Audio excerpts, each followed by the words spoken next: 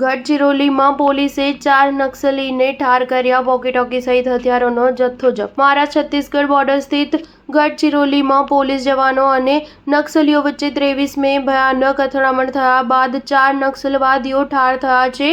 નક્સલીઓએ સીઆરપીએફના commando પર આડેધડ ગોળીબાર કર્યો હતો. આ દરમિયાન જવાનોએ વળતો જવાબ આપી 4 નક્સલીઓને ઠાર કર્યા છે. પોલીસની ટીમે ઘટના સ્થળેથી વોકી-ટોકી સહિત હથિયારોનો જથ્થો જપ્ત કર્યો છે. સુરક્ષા સત્તાધીશોને ગઢચિરોલીમાં નક્સલીઓ હોવાની ગુપ્ત માહિતી મળી હતી. ત્યારબાદ additional SP Ramesh 300 કમાન્ડોની 12C-60 team અને સીઆરપીએફની ટીમ ત્યાં પહોંચી હતી અને ગુરુવારે કવાંડે અને નેલગુંડાથી ઇન્દ્રાવતી તરફ ભારે વરસાદ વચ્ચે સંયુક્ત અભિયાન શરૂ કર્યું હતું. ગઢચિરોલી પોલીસે કહ્યું કે 23 મેની સવારે નક્સલવાદીઓએ કમાન્ડો પર આડેધડ ગોળીબાર કર્યો હતો તો કમાન્ડોએ પણ વળતો જવાબ આપી અસરકારક કાર્યવાહી કરી હતી. સામસામે લગભગ 2 કલાક સુધી અથડામણ ચાલી હતી, જેમાં 4 નક્સલીઓને ઠાર કરાયા છે. હાલ આખા વિસ્તારમાં તપાસ અભિયાન ચાલી રહ્યું છે. ઘટના સ્થળેથી 4 નક્સલીઓના મૃતદેહ કબજે કરવામાં આવ્યા છે. ઘટના સ્થળ પરથી ઓટોમેટિક સેલ્ફ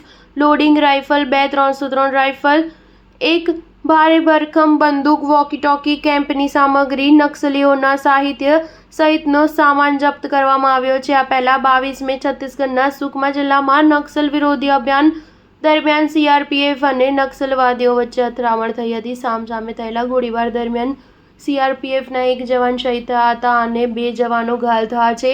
આ દરમિયાન 1 નક્સલીને પણ ઠાર કરવામાં આવ્યો છે. અથડામણમાં કોબરા કમાન્ડો શહીદ થયા છે. સુરક્ષા દળોએ 1 નક્સલીને પણ ઠાર કર્યો છે. સ્ટાર ન્યૂઝ 7 હંમેશા સચ્ચાઈની સાથે.